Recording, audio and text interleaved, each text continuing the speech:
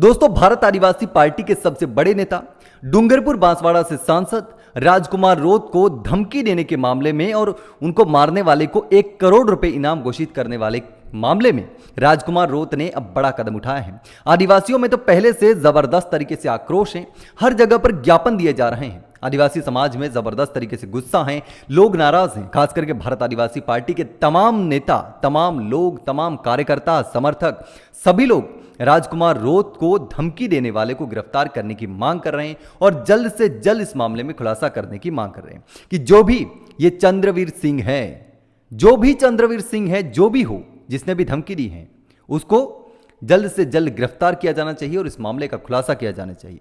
अब उदयपुर आईजी को राजकुमार रोत ने पत्र लिखा है और पत्र लिखकर इस पूरे मामले में जांच करने की मांग की है। राजकुमार रोत का यह पत्र है जो राजकुमार रोत ने लिख करके सोशल मीडिया पर भी डाला है, जो उन्होंने आईजी को लिखा है। इस पत्र में लिखा है कि जिस तरीके से उदयपुर में 5 गरीब आदिवासियों को पुलिस ने फंसाया, थानेदार और हेड कांस्टेबल ने मिलकर के गरीबों की जमीन छीनी झूठे केस में फंसा करके, और उसी मामले में राजकुमार रोत प्रेस कॉन्फ्रेंस कर रहे थे और उसी प्रेस कॉन्फ्रेंस में किसी ने लाइव किया हुआ था, मतलब उसके चैनल पर लाइव चल रहा था और उसी लाइव में सारे कमेंट्स आ रहे थे। और इसी दौरान एक चंद्रवीर सिंह नाम के शख्स ने कमेंट किया, उसमें भद्दी भद्दी गालियां दी, राजकुमार रोत के बारे में अनाप शनाप बातें बोली, विदेश का एजेंट बताया, धर्म परिवर्तन करने वाला एजेंट बताया और यहां तक कहा कि इस आदमी को मार देना चाहिए और राजकुमार रोत को जो मारेगा उसको मैं 1 करोड़ का इनाम दूंगा। उसी मामले को लेकर लगातार 2 दिन से भारत आदिवासी पार्टी के तमाम विधायक पत्र लिख रहे हैं, कार्रवाई की मांग कर रहे हैं, राजस्थान से लेकर मध्य प्रदेश तक, क्योंकि मध्य प्रदेश में भी राजकुमार रोत का एक विधायक है, इसको झोपड़ी वाले के नाम से जानते हैं। तो ऐसे में अब राजकुमार रोत ने खुद ने भी पत्र लिखा है, कार्रवाई की मांग की है कि जिस तरीके से एक सांसद को, एक चुने हुए सांसद को इस तरीके से धमकी देना कोई छोटी मोटी बात नहीं है। और राजकुमार रोत जो कि आदिवासियों का नेता है, आदिवासी क्षेत्र से सांसद है, डूंगरपुर बांसवाड़ा से, जो कि पूरा आदिवासी बेल्ट है, हमेशा वो आदिवासियों की बात करते हैं, आदिवासियों के हक की बात करते हैं, आदिवासियों के अधिकार की बात करते हैं, जल जंगल जमीन की बात करते हैं, हमेशा भील प्रदेश की बात करते हैं।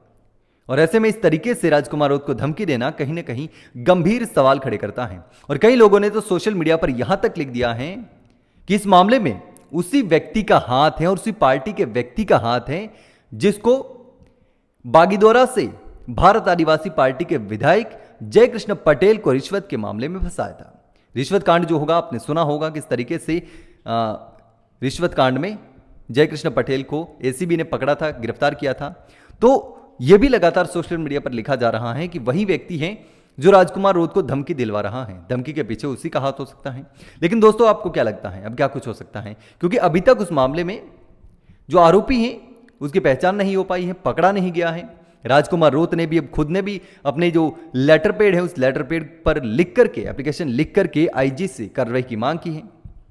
तमाम लोग लगातार ज्ञापन देकर के कार्रवाई की मांग कर रहे हैं, तमाम विधायकों ने पत्र लिखा है, उन्होंने भी कार्रवाई की मांग की है। लेकिन अभी तक इस मामले में कुछ हुआ नहीं है, काफी समय हो गया है, लेकिन अब तक आरोपी पकड़े नहीं गए हैं।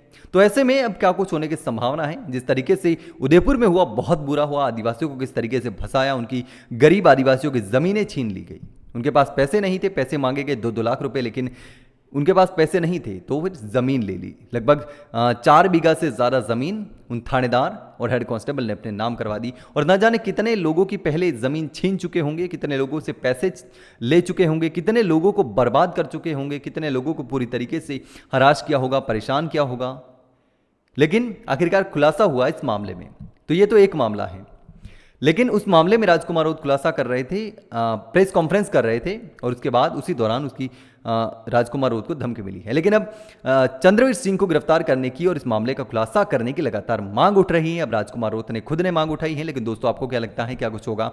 पुलिस इस मामले में किस तरीके से गंभीर है, नहीं है, आपको क्या लगता है? और जिस तरीके से राजकुमार रोत को धमकी दी गई है उसके पीछे कौन लोग हो सकते हैं? क्या कोई पार्टी विचारधारा के लोग हो सकते हैं या कोई और लोग हैं, या फिर कोई जिस तरीके से बाड़मेर में रविंद्र सिंह भाटी को धमकी दी गई, हरीश चौधरी को धमकी दी गई, ऐसे में कोई ऐसे ही कोई व्यक्ति धमकी दे रहा है या इसके पीछे कोई बड़ी साजिश हो सकती है? दोस्तों, आपको जो भी लगता हो मुझे कमेंट करके ज़रूर बताना।